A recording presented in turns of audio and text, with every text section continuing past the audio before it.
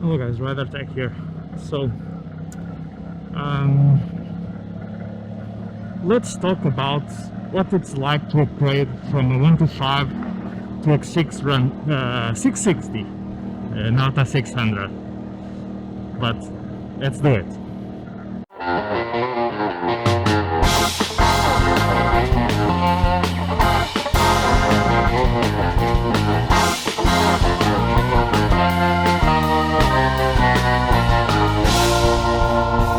Upgrading like 85% in power, that's what happened with me.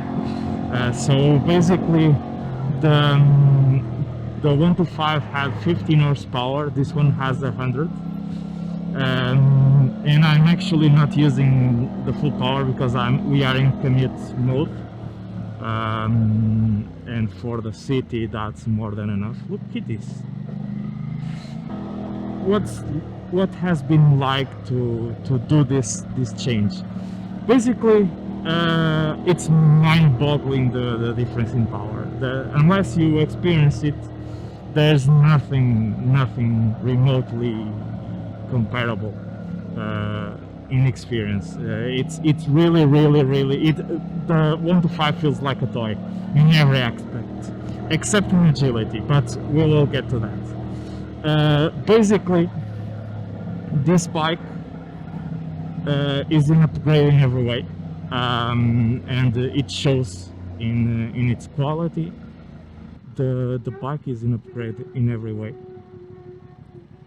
It's faster, more powerful, more everything.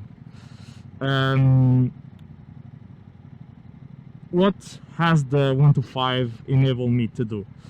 Basically, I learned how to keep speeding and how to be smooth with a 125.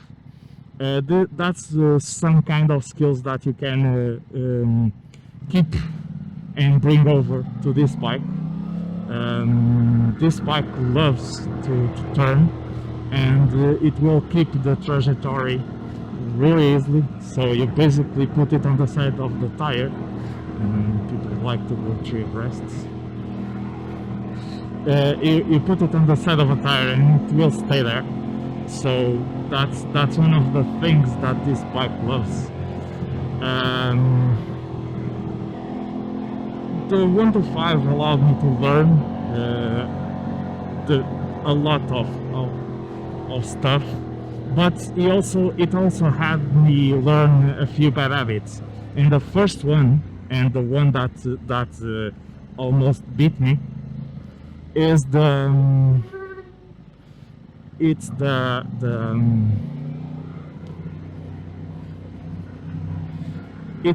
the throttle.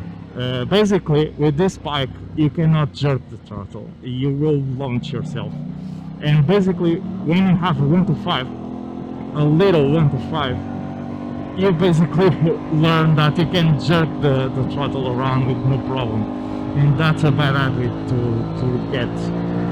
That's the main problem that you get when you transition from a low power CC bike to a bigger bike. One of the skills that you get from the lower CC, it's the finesse of the clutch, because the bike will basically be always you will always need to feather the clutch in order to do stuff, because you have little power. It's also that you can do something that you could do here, so it's one of those skills that transfer over.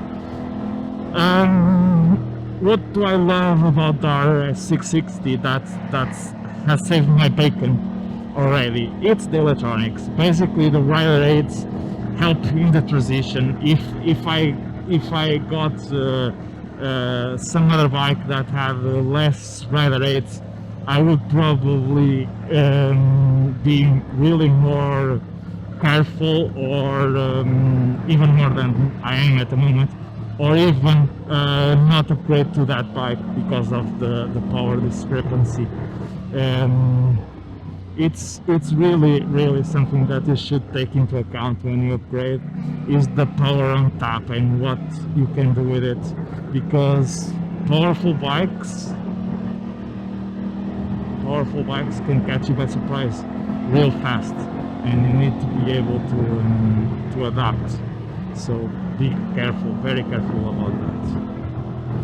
So guys, we are doing the National 222 at the moment, and I'm being tailgated by someone that knows the road and is just being a little bitch. He heard me. But basically guys, that's it guys. That's what I was having a go saying about transitioning from a small bike to a bigger bike. And one of the things that you should remember is treat the bikes with respect. I know that for most of you guys that started riding the 125 is very a toy-like for most of you, especially the ones that could get a bigger bike or did get a bigger bike. 125 feels like a joke, but for people that start on those are not joke bikes. Those are the bikes that they can ride, and if you ride it long enough, you get used to the power. And when you get something with more power and you start to open the throttle the same way, you get some surprises. So be mindful of that. This parallel twin has grunts low down. That's funny. Also funny is that we just let me turn this off. We just put some fuel on and already have less of a trace. That's it guys, thank you for watching, see ya.